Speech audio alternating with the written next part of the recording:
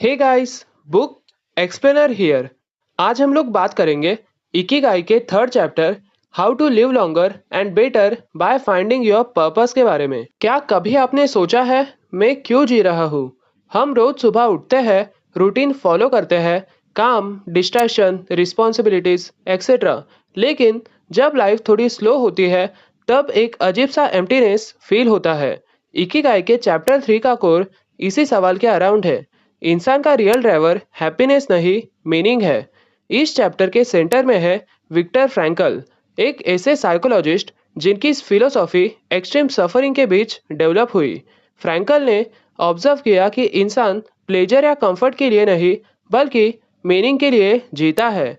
जब life difficult होती है तब सबसे पावरफुल सपोर्ट होता है एक रीजन, और वो है वाई। फ्रैंकल का इंसाइट सिंपल था, अगर रीजन स्ट्रांग हो तो इंसान हार्डशिप टॉलरेट कर सकता है। फ्रैंकल ने अपनी थेरेपी को नाम दिया लोगोथेरेपी। इसका फोकस प्रॉब्लम्स डिस्कस करना नहीं बल्कि पर्पस डिस्कवर करना है। फ्रैंकल का कहना था कि बहुत लोग लाइफ के पेन से नहीं बल्कि लाइफ के डायरेक्शन लेसनेस से सफर करते हैं। ये अप्रोच फ्यूचर ओरिएंटेड है। फ्रैंकल अपने पेशेंट से एक अनएक्सपेक्टेड सवाल पूछते थे, why do you not commit suicide? Surface पे ये हार्श लग सकता है, लेकिन एक्चुअली ये सवाल इंसान को उसकी हिडन मोटिवेशन की तरफ ले जाता है। जब इंसान ऑनेस्टली रिफ्लेक्ट करता है उसे अक्सर रियलाइज होता है कि जीने की वजह कहीं ना कहीं ऑलरेडी एग्जिस्ट करती है। फ्रैंकल ने एक टर्म यूज किया था, एग्जिस्टेंशियल वैक्यूम।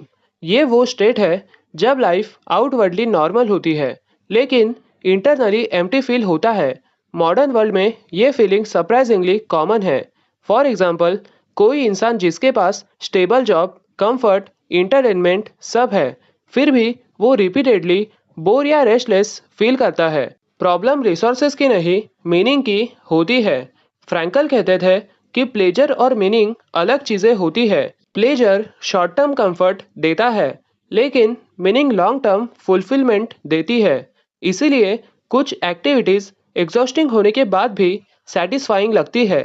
जैसे एक स्टूडेंट जो जेन्युइनली अपने गोल के लिए मेहनत करता है, स्ट्रेस प्रेजेंट होता है लेकिन इनर सेटिस्फैक्शन भी होती है क्योंकि एफर्ट मीनिंगफुल होता है। फ्रैंकल के सबसे डीप इंसाइट कंसंट्रेशन कैंप्स के एक्सपीरियंस से आए। उन्होंने ऑब्जर्व किया कि सबसे ज़्यादा सर्वाइव वो लोग करते थे जिनके पास समथिंग टू लिव फॉर होता था। फिजिकल कंडीशन सबके लिए ब्रूटल थी लेकिन साइकोलॉजिकल स्टेट ड्रामेटिकली डिफरेंट थी। फ्रैंकल का एक फंडामेंटल बिलीफ था, लाइफ में सब कुछ कंट्रोल नहीं होता लेकिन एटीट्यूड कंट्रोल होता है। सिचुएशन चाहे कितनी भी रेस्ट्रिक्टिव हो, रिएक्शन चूज करने की फ्रीडम इंसान के पास होती है। इस चैप्टर में ऑथर्स मोरिटा थेरेपी इंट्रोड्यूस करते हैं। वेस्टर्न साइकोलॉजी के कॉन्ट्रास्ट में मोरिटा का कहना है कि इमोशंस को कंट्रोल करने की कोशिश अननेसेसरी स्ट्रगल क्रिएट करती है। फीलिंग्स को एक्सेप्ट करना और एक्शंस पे फोकस करना ज़्यादा इफेक्टिव अप्रोच है। इमोशंस वेदर जैसे होते हैं, आते हैं और जाते हैं। मोरिटा थेरेपी का एक कोर प्रिंसिपल है, पहले नेसेसरी एक्शंस करो, फीलिंग्स नेचुरली एडजस्ट होती है। हम अक्सर वेट करते हैं मोटिवेशन के लिए, लेकिन मोटिवेशन खुद इमोशनल शिफ्ट ट्रिगर कर सकती है। फॉर एग्जाम्पल, जब इंसान मूड का वेट करता है प्रोडक्टिव होने के लिए, इनर्शिया स्ट्रांग हो सकता है, लेकिन जब एक्शन इनिशिएट होता है स्टेट ग्रेजुअली चेंज होती है। लाइफ का सबसे बड़ा क्वेश्चन ये नहीं है कि हम कितने हैप्पी है, लाइफ का क्वेश्चन यह है कि हम किस चीज़ के लिए जी रहे हैं। विक्टर फ्रैंकल ने हमें एक पावरफुल रिमाइंडर दिया, सरकमस्टेंसेस परफेक्ट होने का वेट मत करो, मीनिंग ढूंढो।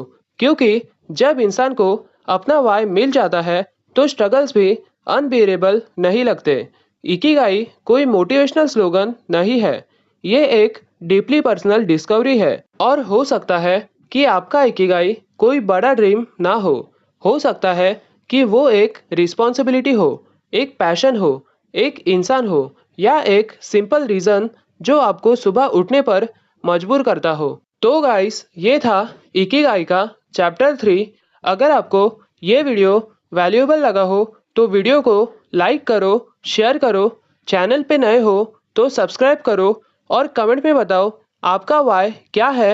मिलते हैं नेक्स्ट चैप्टर में, तब तक के लिए happy reading and happy learning.